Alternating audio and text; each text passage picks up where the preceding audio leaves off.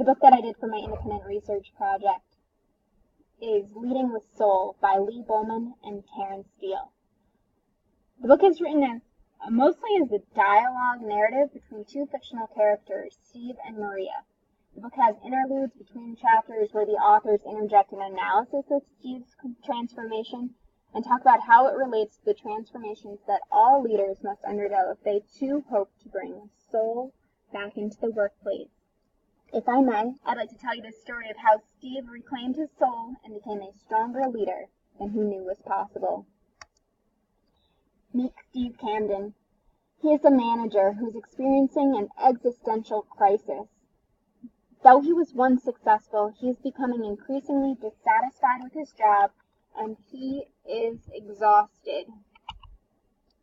His mentor recommends him to Maria, a spiritual mentor, and over the course of several years of regular visits to Maria's house, he undergoes an existential transformation by learning how to lead with soul. At first, he is uncomfortable and wonders why he has come to her at all. He eventually explains that he feels that something is not working anymore, and that he feels like he's on a treadmill, running faster and faster while getting farther and farther behind, and that he needs to get off the treadmill.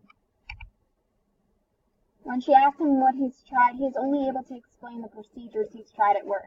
New strategies, new plans, new mission statements, new hires, new organizational structures. Through her questioning, it becomes clear to him that it is not that he is not doing enough to fix the problem, it's that he is doing too much. Steve's work life and personal life were both in need of a spiritual overhaul. He had ignored many personal issues, hoping to shield himself from pain, and he had lost sight of his soul.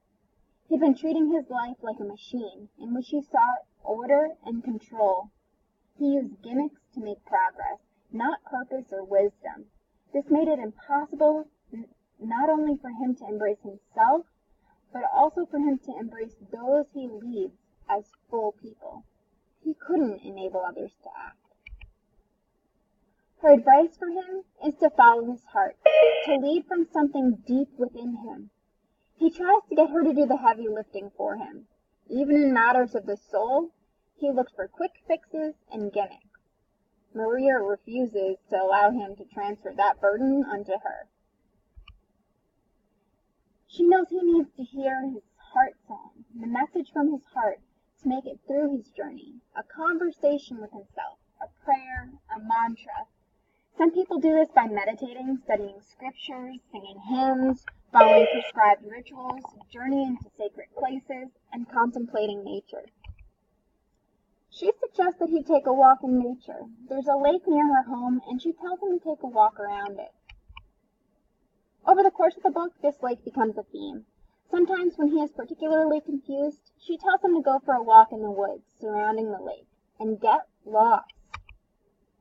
As the book progresses and he delves into his spirit and its relationship to his work with his company, more and more he gets deeper and deeper into nature, goes for longer walks, and goes out in all types of harsh weather, each time coming back with new revelations about how he can be a stronger leader. One of the main issues that Steve has is that he thinks that control is the strength of a leader. He prides himself on taking charge and having his hands in all the work that his company takes on. When Marie and Steve go on one of his first walks, they sit down by the stream and watch a leaf float by. She compares leadership to the leaf, and he gets upset. He argues, "I'm a manager. My job is to control things, not just float with the current." Steve gets frustrated with Maria when she stares him straight in the face and retorts, "Control is an illusion. It's seductive because it gives a feeling of power, something to hold on to. So it becomes addictive. It's hard to give up, even when it's not working." Steve's story is similar to the hero's journey archetype. He leaves home, embarks on a perilous journey into the unknown that puts his life and soul at risk, finds the courage and wisdom to survive, and returns home with the skill and strength earned on the quest. Home is different when he returns, and so is he. Over the course of the novel, he comes to realize that the answers to his struggles do not lie outside, but within him. Steve recognizes that one of his faults as a leader is being reactionary instead of proactive. He used to not take time to see the big picture and treated every situation as an equal emergency. He realizes he was a positional leader. He had good follow-up, but his team was always looking over their shoulders. He realizes his team was always trying to figure out what I want. Then I complain and they don't take responsibility. Vicious cycle where no one wins. Steve makes some serious mistakes along the way. He has to lay people off and hired an outplacement service to fire people for him.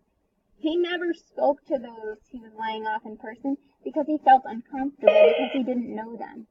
He clearly didn't know his team well enough to do personal profiles. Through his conversations with Maria, Steve realizes just how wrong this is.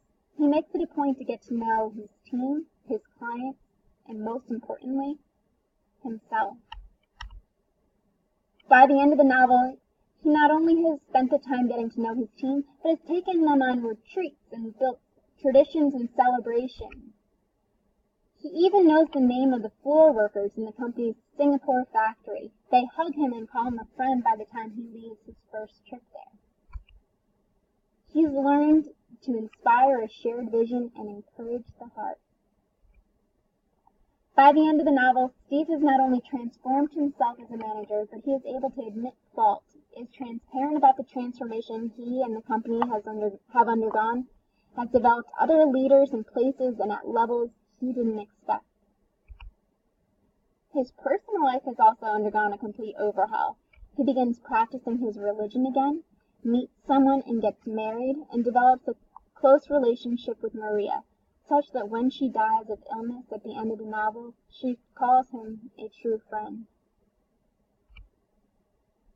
The novel then closes with him taking on another leader in existential crisis and becoming her spiritual advisor, as Maria was for him. Maria modeled the way, encouraged Steve's heart, and by the end enabled him to act in his leadership capacity, not only in his company, but with his mentee as well.